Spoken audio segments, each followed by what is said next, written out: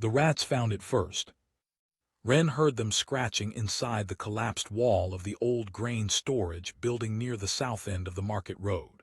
He had been sleeping under the wooden overhang across the alley for 3 nights. He knew every sound in that alley by now. The rats did not usually scratch that deep into a wall. He was not curious by nature anymore. Curiosity cost energy, and energy was something he budgeted carefully. But the scratching was wrong. It had a direction to it, like something was pushing back. He picked up his walking stick and crossed the alley. The wall had given way on one side, probably the last heavy rain. The bricks had folded inward and left a gap just wide enough to squeeze an arm through. Wren crouched and looked in. Dark, dust, the smell of old stone and something else, something faintly warm like heated metal. He moved 2 bricks by hand and widened the gap. There were 2 objects in the rubble, round, large, about the size of a man's head each. They were pale at first glance, but when he pulled the smaller one out into the gray morning light, he saw the surface was not stone. It had texture, fine, overlapping patterns that caught the light in a way stone never did. He held it in both hands. It was cold, colder than it should have been. The second one he pulled out was cracked already, a thin line running from the top down one side, and from inside that crack came a sound so small he almost missed it. A sound like a dry leaf pulling against a wall in wind. Thin, repeated, weak. Wren sat down in the alley dirt, with both objects in his lap. He was not a man who panicked. The army had taken that out of him years ago, and the streets had finished the job. He sat and he thought. The objects were eggs, that much was clear now. What kind of eggs, he had no idea. He had seen river bird eggs, farm bird eggs, even one snake egg once in the south. Nothing like this. The cracked one moved. He held it steady with both hands. The crack widened. A small claw appeared, pale gold in color, and scratched at the edge of the shell from the inside. The scratching was desperate. It had been desperate for a while before he arrived. Judging by the depth of the groove, the claw had already worn into the shell. Wren pressed both thumbs carefully against the crack and applied slow, even pressure outward. The shell split. A small creature tumbled onto his knee, slick and shaking, its body covered in tiny gold scales the size of a thumbnail each. It opened its mouth and made a sound too low for a bird, too sharp for anything he recognized. It looked up at him with eyes the color of dark amber, and it kept its mouth open. It was starving. Wren reached into his coat pocket and found the strip of salted pork he had traded 2 buttons for yesterday morning. He broke off a piece smaller than his thumb and held it out. The creature snapped it from his fingers and swallowed without chewing. He fed it 3 more pieces the same way. Then the second egg began to crack. This one took longer. The creature inside was smaller and slower. By the time it broke through, the gold one had pulled itself upright on Wren's knee and was watching the process with what looked like impatience. The second hatchling was silver-scaled, darker than the first, and when it finally pulled itself free, it did not snap or cry. It simply looked around the alley with slow, careful eyes, and then it looked at Wren. He had nothing left from the pork strip. He checked his coat, half a crust of old bread. He held it out to the silver one. It sniffed the bread, then sniffed his hand, then put its head against his palm and held still. He did not know what to do with that. He left his hand there. The gold one had already found a dead rat at the edge of the alley, and was tearing into it without ceremony. Wren looked down at the 2 of them. His coat was ruined. His knees were wet from alley mud. He had 4 coppers to his name and nowhere to sleep that night that was drier than this spot. He picked up the silver hatchling and tucked it against his chest inside the coat. It was still cold. He buttoned the coat over it and felt it begin to shiver, and then slowly stop shivering as his body heat reached it. The gold one finished the rat and waddled back and sat on his boot. Wren looked at the 2 of them for a long time. The alley smelled like rain and rot. Somewhere down the street a cart was moving. The city was waking up, and nobody in it knew he was here, and nobody in it cared. Well, he said, to no one in particular. I suppose neither of us had anywhere better to be. He stood up carefully, keeping the silver one pressed against his chest. The gold one gripped his boot with both front claws and refused to let go until he reached down and placed it inside the coat alongside its sibling. He walked out of the alley with both of them tucked against his body, and the city did what it always did with Ren. It looked straight through him. By the third day, Ren understood two things clearly. The first was that these creatures ate more than anything their size had any right to eat. The gold one, which he had started calling Sora in his head because it made the same sound every time it spotted food, had consumed 3 full rats, a chunk of raw fish head from the dock's waste pile, and half a pigeon that had the misfortune of landing too close. The silver one, Nico, ate less but needed warmth constantly. If it got cold, it went stiff and unresponsive, and Ren had to press it against his chest for 10 minutes before it came back to itself properly. The second thing he understood was that they were growing, not slowly, not the way an animal grows over months. In 3 days, Sora had doubled in length and his scales had deepened from pale gold to a color closer to warm brass. Nico's silver had taken on a faint blue edge along the ridge of the spine. Whatever these creatures were, their bodies were burning through calories like a furnace. Ren needed more food, much more, which meant he needed to move closer to where food existed in quantity. He hated libraries, but the city's public reading hall near the Guild Quarter was open to any resident of the city during the day, and the sign on the door said resident, not tax-paying resident, which was a distinction Ren had tested twice before. He went there to sleep on cold days when the staff were busy. The corner behind the tall reference shelves was quiet and rarely visited. He settled into that corner now with Sora asleep inside his coat, and Nico curled in the front pocket, which had stretched considerably. He was asleep within minutes. He woke to someone standing over him. She was young, maybe mid-20s, with ink stains on her right hand and the expression of someone who had caught a stranger sleeping in her favorite quiet corner before and was deciding whether to be annoyed about it again. She held a large open book against her chest. She had been about to say something sharp. Then she looked at his coat. One of Nico's feet was sticking out from the pocket, 3 small silver-gray claws catching the reading room lamplight. The woman did not say anything sharp. She went very still instead. "What," she said, in a voice that had dropped to almost nothing, "is in your pocket?" Ren considered lying. He was too tired. "I don't know exactly," he said. She crouched down slowly, the way someone approaches something they desperately want to see but are afraid to startle. Nico opened one eye. The woman made a sound that was not quite a word. Her name was Dara. She explained this in a rapid, low voice while pulling a battered journal from her bag and flipping through it with shaking hands. She was a researcher attached to the Academy of Historical Records, specializing in pre-war species documentation. She had spent 4 years compiling what little remained of dragon lore from before the burning decades. "These are not animals," she said.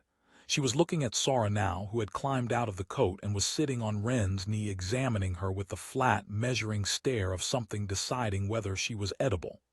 "These are drakes, hatchlings. The scales are royal grade. You can see the layering pattern. It matches the illustrations in the Ardennes manuscript." She reached out carefully toward Sora. Sora bit her finger. "Not lightly." Dara pulled her hand back with a sharp breath and looked at the small wound. She looked at Sora. Sora looked back at her with zero apology in his amber eyes. "The royal bloodline," Dara said, more to herself than to Ren. "The last clutch was thought destroyed in the burning decades, 300 years ago." She turned her journal to a page that showed an old illustration, 2 small dragon forms, one gold, one silver, beside a human figure drawn in an old style. There was a prophecy recorded in 4 separate sources, 2 heirs, a bonded guardian, the return of the Sky Throne. Ren looked at her. "They are princes." She said, "Dragon princes, the last of their line." He looked at the two hatchlings. Sora had gone back to chewing a piece of dried meat Ren had given him earlier. Nico had climbed back into the pocket. "They need food," Ren said. "Specifically, a lot of raw meat. The gold one will eat almost anything. The silver one prefers fish if you have it." Dara stared at him. "I just told you these are the heirs to the ancient sky throne." "I heard you," Ren said. "They still need to eat." She tried once more to take Nico out of the pocket to examine him. Nico disappeared deeper into the pocket, and a small silver claw hooked firmly into the inner lining. Dara gave up. She sat back on her heels and looked at Ren with an expression he could not fully read. "They have bonded to you," she said. "That is not supposed to be possible this fast. The bond takes months under normal circumstances." She paused. "You are homeless." "Yes." "You have nothing." "Correct." "And they chose you." Ren said nothing. Sora finished his meat and climbed up Ren's arm to sit on his shoulder. He was heavier than he had been that morning. Dara closed her journal slowly. Her expression had shifted into something quieter and more serious. She leaned closer and lowered her voice to barely above a whisper. "If Lord Ren's men hear about this," she said, "you will not survive the week." The fishmonger at the East Market had a loose mouth, and by midday the whole lower district knew that something strange was living inside the coat of the quiet homeless man who slept near the grain storage ruins. Ren found out when a boy threw a stone at him from across the street. Not out of cruelty, out of fear. The stone missed. What the boy had seen was Sora's head sticking out above Ren's collar, jaw open, watching the street with gold eyes that reflected light in a way no animal in this city did. By afternoon there were soldiers. Not many. 4 men in Lord Ren's gray coats, moving through the lower market asking questions. Dara spotted them from the library steps and crossed the street fast, her book bag bouncing against her hip. "We have maybe an hour," she said. "The fishmonger described you exactly." Ren was already moving. He knew the lower district the way he knew his own hunger completely, and without having to think. He had lived in these streets for 6 years. He knew which alleys doubled back, which gates were never properly locked, and where the old sewer access points were. The city had been built over an older city, and the older city still existed under the streets for anyone willing to go down into the dark. He led Dara down through a drain cover behind the tanner's row. Sora did not like the smell and said so in a series of sharp clicking sounds. Nico pressed against Ren's chest and went quiet. The passage was low and wet and smelled of old water and clay, but it moved in the right direction, and no soldier was going to follow them through it. They came up outside the south wall near the old Millhouse Road, coughing dust and blinking in the gray afternoon light. Dara had lost one of her shoes in the mud and replaced it without complaint. Ren noted that without saying anything. There was an abandoned farmhouse 2 miles down the road. He had slept there once 2 winters ago. The roof was mostly intact on the east side. They reached it before dark. Dara built a small fire and took Nico out to examine him properly while Ren kept watch at the door. Sora tried to help with the fire and produced a small burst of something from his open mouth. A short gust of heat, more air than flame, that scattered the kindling across the floor. Ren turned at the sound. Sora sat in the middle of the scattered kindling and stared at his own mouth. He looked confused, and then immediately looked at Ren with the expression of something waiting to be yelled at. Ren walked over, picked up the kindling, rebuilt the pile, and struck his flint to start it properly. He did not raise his voice. He did not flinch. He simply rebuilt what had been knocked over and went back to the door. Sora stared after him for a long moment. Then he walked to the fire and sat in front of it and watched the flames with something in his expression that was not confusion anymore. Later, when the fire was steady and Nico had eaten 2 strips of dried fish from Dara's bag, and fallen asleep on a folded piece of sacking.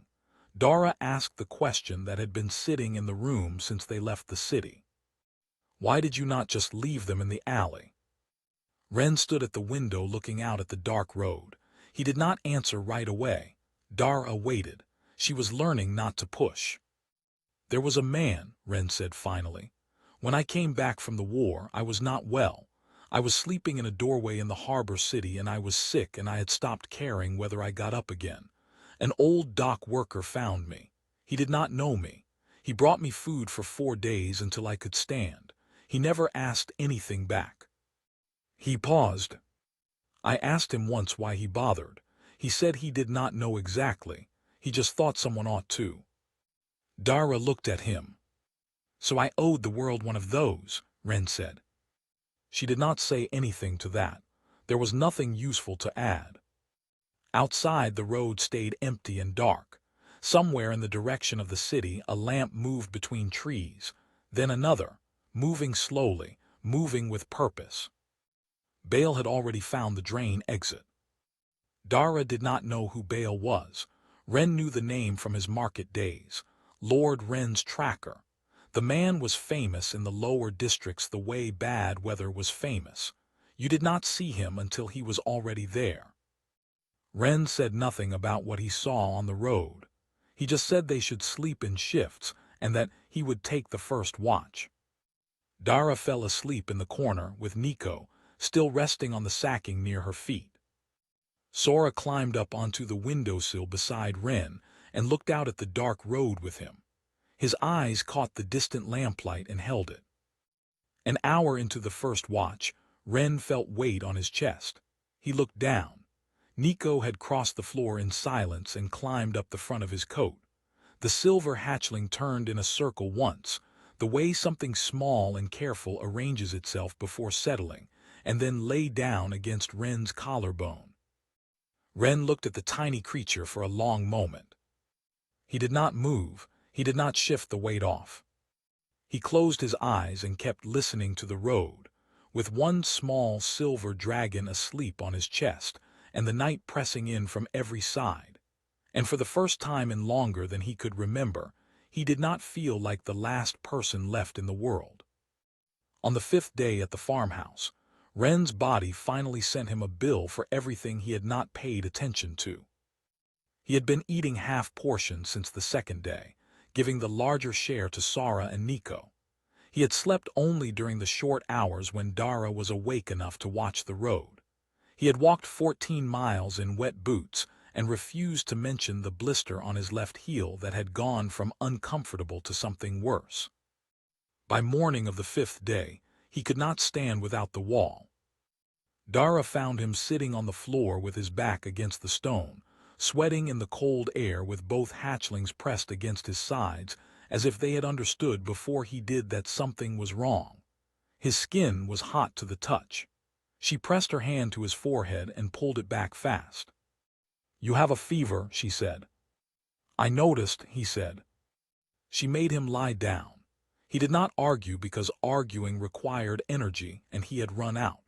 She had clean cloth in her bag and river water from the barrel outside.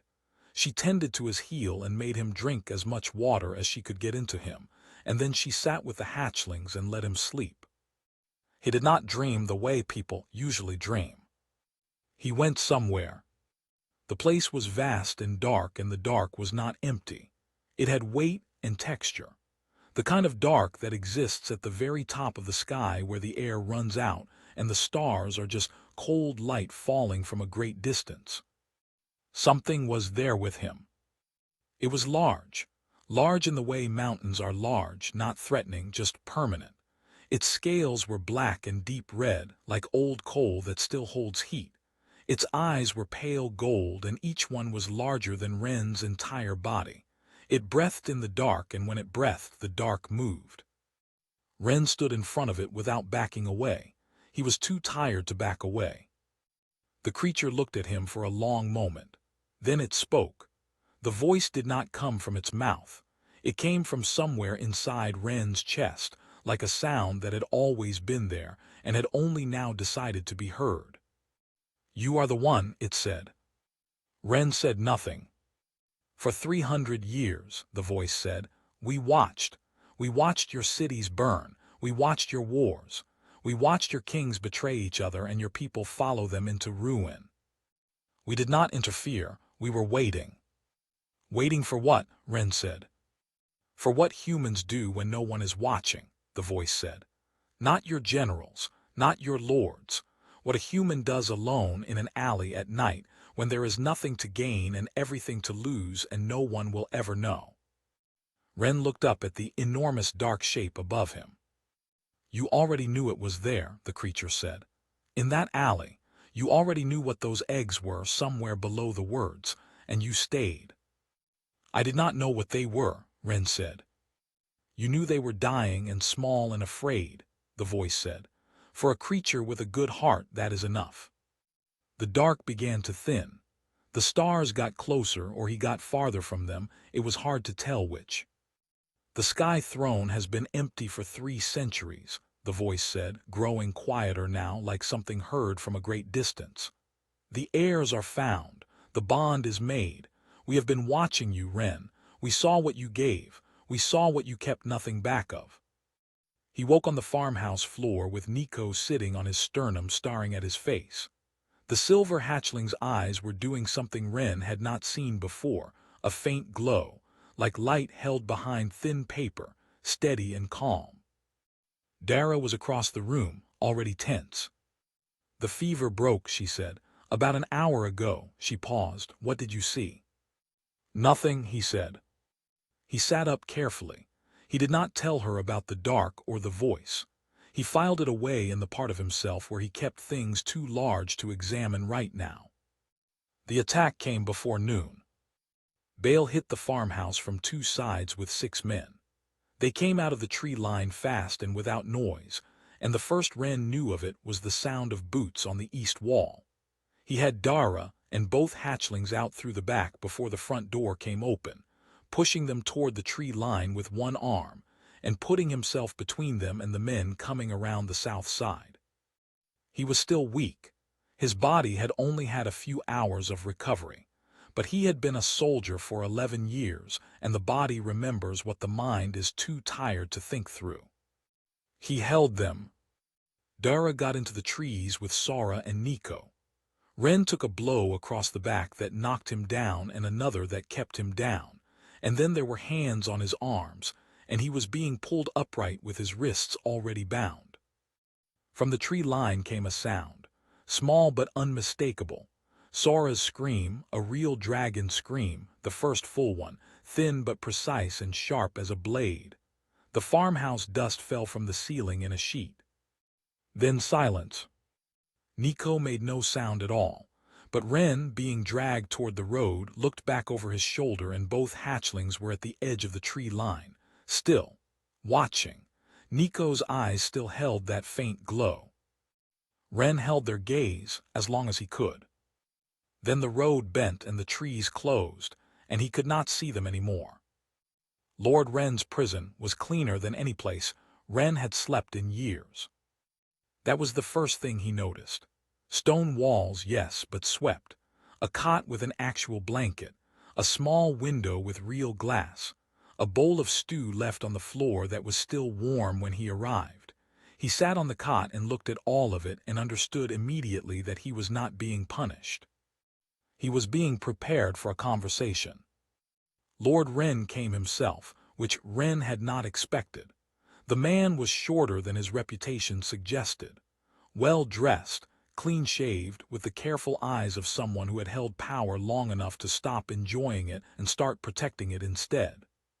He sat across from Ren on a wooden chair that a guard brought in. He did not speak immediately. He looked at Ren the way a craftsman looks at raw material, not with contempt, but with calculation. "You are not what I expected," Ren said finally. "People say that," Ren said. "The bond between a dragon hatchling and its first guardian takes months to form under careful, controlled conditions," Ren said. "You accomplished it in 3 days while living in an alley, without knowing what they were, without trying." He paused. "That is either extraordinary luck or extraordinary character. Either way, I need it." He laid out his offer with the patience of a man who had made many offers before. A house in the merchant quarter, regular food, a small sum paid monthly, medical care, safety from the kind of life Wren had been living, all of it in exchange for one thing. "Bring them here," Wren said. "Live here, be their guardian under my roof. When they are old enough to be of use, I direct that use." Wren listened to all of it without expression. "What happens to them after you have what you want?" he said. Wren did not answer. "After the territory bends the knee," Wren said. "After the neighboring lords see your pet dragons and decide not to fight you. After the bond has served its purpose and they are grown and no longer manageable. What happens to Sora and Nico then?" The silence lasted long enough to be its own answer. Wren nodded slowly.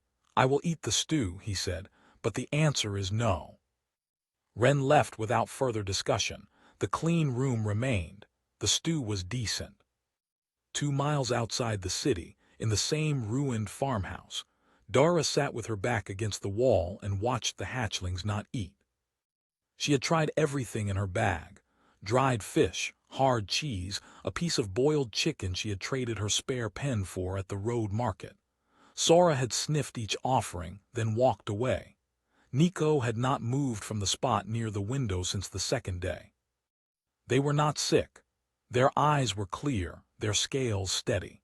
They were simply waiting in the way that some creatures wait, completely, without distraction, as if nothing else in the world existed except the thing they were waiting for. On the third day, Dara stopped trying to feed them and just watched. Sora moved to the center of the room. He sat very still.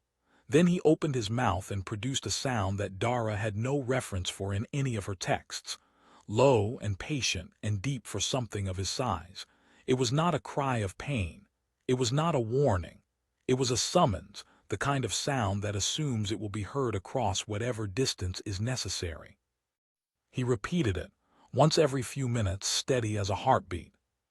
Nico sat near the window and watched the sky. Dara went through her journal by lamplight, searching for anything about this behavior. She found one line in a fragment from the Ardennes manuscript that the Academy had never been able to fully translate. She worked at it for 2 hours with her language notes and her grammar tables, and the translation she came up with was imperfect, but it said something close to this: "A bonded pair will not outlast the loss of their anchor. They will call, and what hears them will come." She looked at the 2 hatchlings. Sora was still calling, patient, certain. Something in the sound made Dara's hands go cold. She stepped outside to clear her head. The sky above the farmhouse was ordinary gray, clouds, a pale sun behind them, birds at the tree line. And then not birds. The sound came before the shape. A deep percussion in the air, rhythmic and heavy, the sound of something very large moving through the sky at great speed. It came from the south. Then it was overhead. Then it was descending. She ran back inside and pulled the hatchlings away from the window by instinct. Through the glass she saw a shadow that blocked the sky from edge to edge. The trees bent. The farmhouse door shook. Then silence. Then from the direction of the city, a sound like breaking stone. Not one crack, a series of them, deliberate, structural. Dara stood in the center of the farmhouse with one hatchling under each arm and her journal clutched against her ribs, and she understood that whatever ancient thing had just landed outside Lord Wren's prison had not come quietly, and had not come to ask permission. Sora stopped calling. He made a different sound now, short, sharp, satisfied. Nico turned from the window at last and looked at Dara. For the first time in 3 days, the silver hatchling was hungry. "He is coming back," Dara said aloud to herself mostly. Nico blinked, and something in the small dark eyes said, "Of course he is." The prison wall did not fall inward. It fell outward, which told Wren that whatever had pushed through it had not been trying to be careful. He was standing against the far wall with his wrists still bound when the stone gave way in 3 large pieces, and the dust rolled over him like a wave. When it cleared, there was open night air where the wall had been, and beyond it, taking up most of the courtyard and all of the sky directly above, was the dragon Elder. Ren had seen it in a vision, and still was not ready for the reality of it. The Elder was old in the way that cliffs are old. Its scales were black and deep red, and each one was the size of a cartwheel. Its wings were folded against its body, but the tips still extended past the courtyard walls on both sides. Its eyes found Ren in the dark and the dust and the cold, and those eyes were the exact pale gold he remembered. Lord Ren's guards had already run. Ren himself stood at the far end of the courtyard, frozen. He was a man who had built his entire life around acquiring power. But there is a category of power that exists outside the reach of politics and money and soldiers, and he was looking at it now. He ran. One of the Elder's claws reached across the courtyard and cut through the cord on Ren's wrists like it was thread. Ren rubbed his hands and looked up at the enormous face above him. "You could have come sooner," he said. The Elder looked at him. The voice came the same way it had in the vision, from inside the chest rather than through the ears. "We could not come at all until they called," it said. "The bond must be chosen freely or it means nothing. We cannot follow where we are not led." Ren thought about Sora, standing in that farmhouse room, calling with everything he had for 3 days. He thought about Nico, watching the sky without moving, without eating, without doubt. "They earned you," the Elder said, "and you earned them." The city had gathered at the edges of the courtyard and the broken walls and the road beyond. People with lamps. People from the upper quarter who had heard the stone breaking and come to see. Soldiers who had not run, standing very still instead, which was the correct instinct. The Elder turned its great head and looked at the gathered crowd for a long moment. Then it spoke aloud in the common tongue for the first time in 300 years. The voice was not loud. It did not need to be. "He found what the sky lost," it said. "He fed them with the last of what he had. He kept them warm with his own body. He stood between them and power and did not move. He did this alone, without witness, without reward." A long silence. In 3 centuries of watching we have found this in humans before. It is rare, but it exists, and where it exists the sky remembers. It turned back to Ren. Then Sora arrived. He came across the open ground at a run, moving faster than Ren had seen him move before, his gold scales catching every lamp and torch in the yard. He covered the distance and reached Ren's boot and stopped there, breathing hard, looking up. Nico was 3 steps behind. Silver-scaled, quieter, he walked up to Ren's side and pressed his head against Ren's knee. Dara stood at the edge of the courtyard, her journal held against her chest, watching. The Elder spoke again, this time to the hatchlings. It spoke in the dragon tongue, and both hatchlings answered, and the exchange went on for a short while in a language that moved through the air like low music. Then the Elder said in the common tongue for the benefit of everyone present, "The Sky Throne has been empty for 3 centuries. It waits for them. They may come home." Ren crouched down. He looked at Sora eye level. The gold hatchling stared back at him, amber eyes steady and certain. "You are supposed to be kings," Ren said quietly. "Kings go home." Sora held his gaze for a long moment. Then he turned to the Elder and spoke, one sentence, clear and deliberate. The Elder translated. "He says our home came first. The throne can wait." Nico said nothing. He climbed up Ren's arm and settled against the side of his neck. That was the only answer the Silver One offered. Ren straightened and looked at the Elder. The Elder reached forward and touched one claw gently to the inside of Ren's wrist.